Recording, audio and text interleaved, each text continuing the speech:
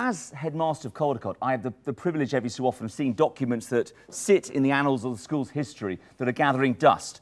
And I've been here nearly a year now, and one of those documents I was able to read was written by our founder, a chap called James Heald Jenkins.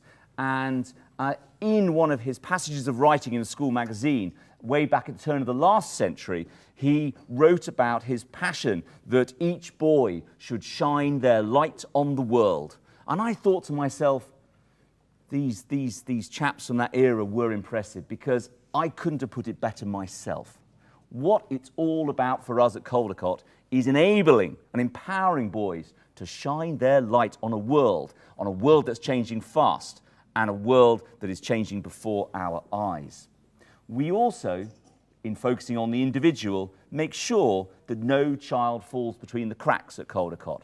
That's an imperative, and it motivates us day in, day out. But by talking to you about what our founder once said at the turn of the last century, you get a sniff that we do treasure tradition here. And other prep schools have moved from that to a different existence that we don't think is right. These boys will look you in the eye. They'll shake you by the hand. They'll confidently talk about their school or their project. And we think some of the values that come with that may well be labelled as traditional, or dare I say it, old-fashioned, but we think they are super relevant to the world we live in today. But with that commitment to treasuring tradition, there also comes a challenge that is reality of being able to be true to that ethos, yet continuing to be at the cutting edge of education at a time when what is an education has never been asked more often. We are obsessed with how boys learn. And some of you who have toured the school before have met with me, and I've talked about anecdotes of how we work hard to make sure we really think about how boys learn, the hook that inspires them to learning at a high level. Ultimately, it's all about fulfilling their academic potential. Before bonfire night, and I've shared this anecdote before, so forgive me if you've heard it, they were burning some of the contents from fireworks, and of course it was a lesson related to the periodic table. And the children thought it was amazing. Of course it was.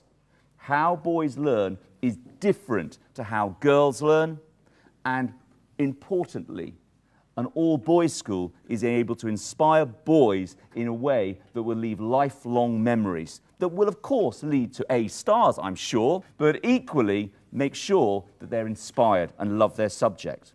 It brings me now to explain the wonderful projects that you've been looking at.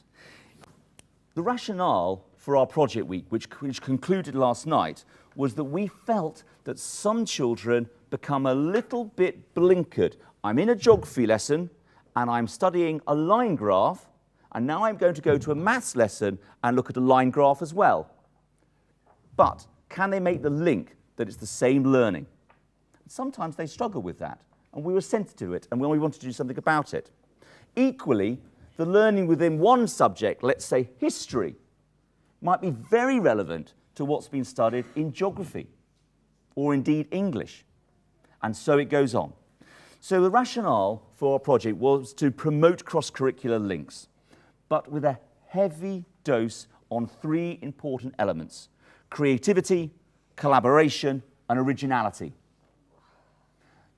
You, I'm sure, are the employers of people. You expect candidates wanting to work for you to have A stars after their names and plenty of outstanding work experience. But what you're really after, I would argue, is seeing their creativity, be convinced that they're prepared to collaborate, and bucket loads of originality. And we don't think that that's the raison d'etre of universities or senior schools. It begins when they are sponges, as these wonderful boys are in front of me now, when they are ready to embrace learning and for all it has to offer. We are currently the top feeder prep school for Harrow and one of the top feeder schools for Eton.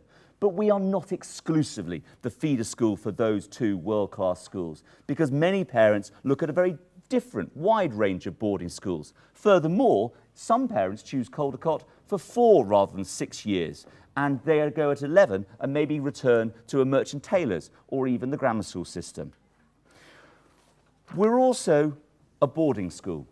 We are day in year 3 and year 4. We are 90% day in year 5 and year 6 with 10% weekly or full boarding, and we are 100% weekly boarding or full boarding in year 7 and year 8. That is our culture. That defines us, and it enables us, we feel, for the boys to explore their individuality in a uniquely precious prep school environment, and in doing so, we appeal to the senior schools that we feed. However, our offering for weekly boarding is softer than it's ever been, with changes to our visiting midweek, which the boys will be able to explain to you, and now most boys return on Monday morning.